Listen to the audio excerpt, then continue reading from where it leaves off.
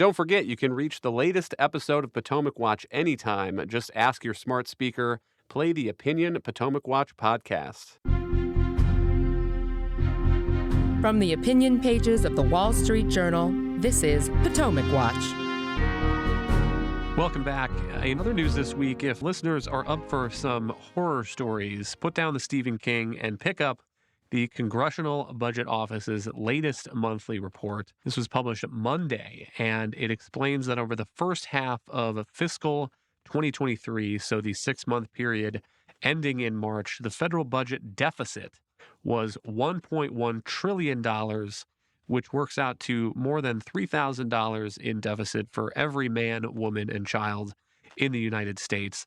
Kim, I wonder what your read of this report is, particularly as we continue into this negotiation that is eventually going to happen, it seems, between President Biden and Republican Speaker Kevin McCarthy over the looming debt ceiling expiration. So first of all, Kyle, can I just congratulate you on celebrating our policy geekyhood here. The idea, I bet nobody but us would, in fact, ever put down a Stephen King novel in order to read the CBO report. But yeah, look, this puts the administration, I think, on a little bit of a back foot. Remember, the president has been out here for the last 2 years telling a giant whopper that somehow all of these bills that he's passing that spend more money are somehow reducing the deficit. And now we have a government confirmation of the fact that that is untrue. We've got revenues that are going down. Individual and payroll receipts are certainly down. Corporate was up a bit, but that is certainly a smaller piece of the pie. Interest payments are absolutely ballooning. The increase on net interest payments over the same period of time from last year was 41%. This is what happens when you get normal interest rates and enormous amounts of debt. Costs were going up for Social Security and for Medicare and for Medicaid, often and in many cases because of actions the administration took, whether it was a cost of living increase for Social Security, whether it's the fact that millions of people who wouldn't normally qualify for Medicaid were allowed to go on the rolls during the pandemic and have not come back off. So the way I would put this is essentially pandemic spending is way down, and instead it's being increased by basically permanent changes to programs that the administration has pushed through in the last couple of years, sometimes under the guise of an emergency. And now we're starting to get the bill for that. And I think what's really scary about these numbers is that these are not one-time outlays. These are increases that are due to continue on into the future, even though there isn't necessarily the revenue to cover them. And this is going to become a very salient talking point for the GOP as they roar back into town after this Easter break.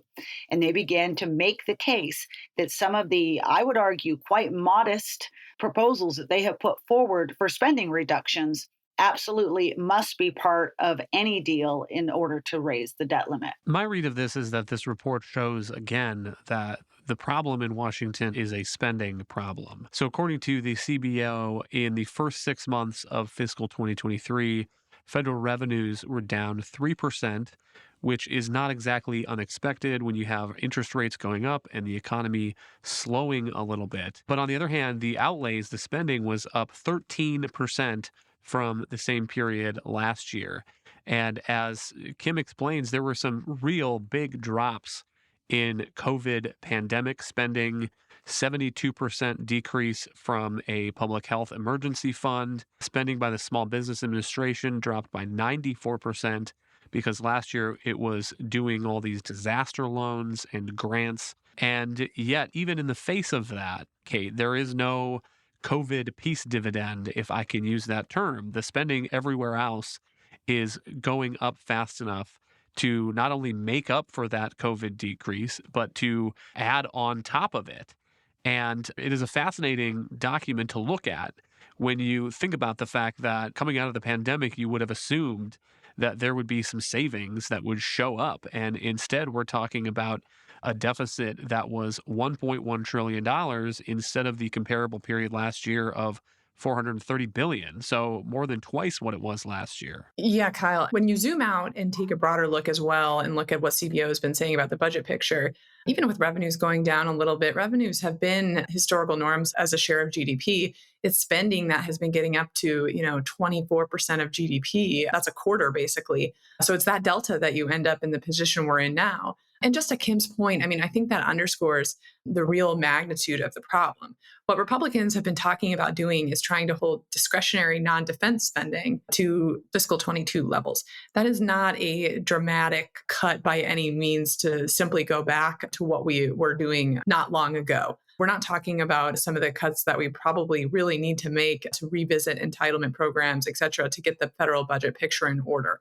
So I think, to Kim's point, it's a bare minimum that they get some modest spending restraint as any part of a deal to raise the debt ceiling. My final thought, and Kim will give you the last word, is entitlements are also part of the conversation here on federal spending. Social Security spending was up 10%, Medicare outlays were up 14%, and those are not sustainable numbers, it seems to me. In related news, a couple weeks ago, there was a new report from the Social Security trustees, and apparently the Social Security Trust Fund is now expected to be depleted in 2034, which is a year sooner than it was previously projected.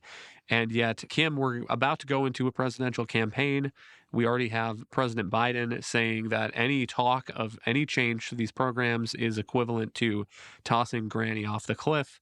You have President Trump preparing to attack Ron DeSantis and other candidates in similar terms.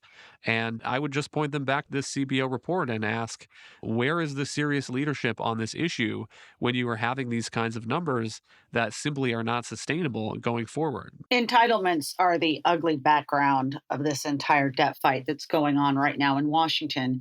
Because while you have certain conservative members of the Republican Party who are highlighting the problem with entitlements and asking for some reforms as part of any deal, that is not likely to be the position. In fact, I can promise you it will not be the position of Kevin McCarthy and Republicans as they go to the White House, because this is still a third rail for certain politicians. And by the way, that's probably a good move on his part, because this is a touchy subject and it's hard to get the message across to some voters. It would give Democrats an easy opening to suggest that Republicans are trying to throw Granny off the cliff as part of their debt ceiling negotiations. So that's not going to be part of the discussion in DC in the near term. But yes, look to the presidential race. And my argument will be that the candidates that are serious, the candidates that are genuine, are the ones who are going to be upfront and honest with voters that this is going to have to be addressed.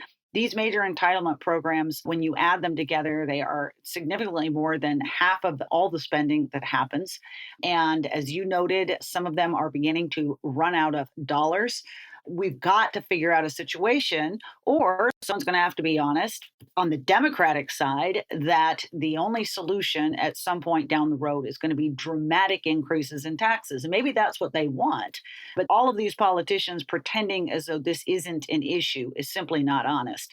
So that's going to be my mark when I'm looking at presidential candidates. Which one of them are willing to actually address this growing, ballooning crisis that's coming? Thank you, Kim and Kate. Thank you all for listening. You can email us at pwpodcast@wsj.com. If you like the show, please hit that subscribe button, and we'll be back next week with another edition of Potomac Watch.